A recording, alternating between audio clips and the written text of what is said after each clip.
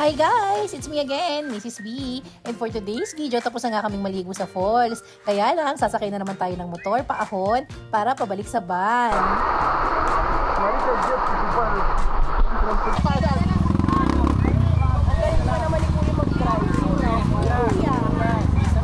Paul, si Paul, siya Paul muna. Ito na yung motor niya. Ayan, ayan. Go.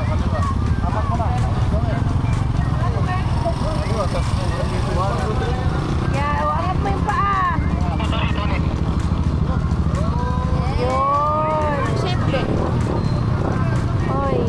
Kapit, yapos. Wait lang. Nasabay ako. Okay.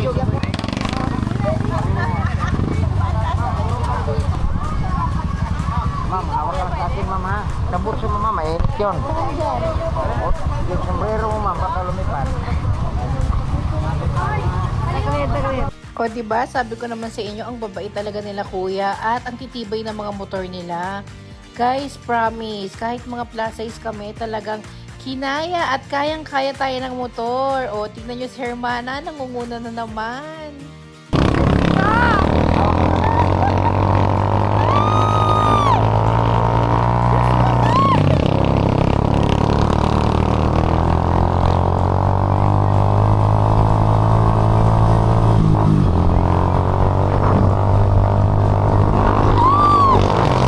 Dahil nga paahon ito, naku, talaga nakakatakot guys at nakakala ko mabibitin ng motor. Pero hindi, talagang sanay sila kuya. At ayan, kita nyo naman, kala ko paatras ang motor namin eh. Pero hindi, paahon yan mga guys. Ganyan katarik, pero kinaya mga sisi ko. Kinaya talaga.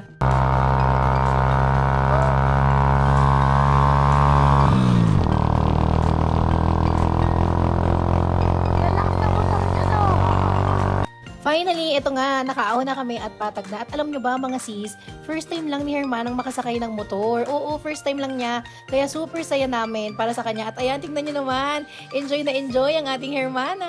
Diba? Nakasakay ng motor yan guys.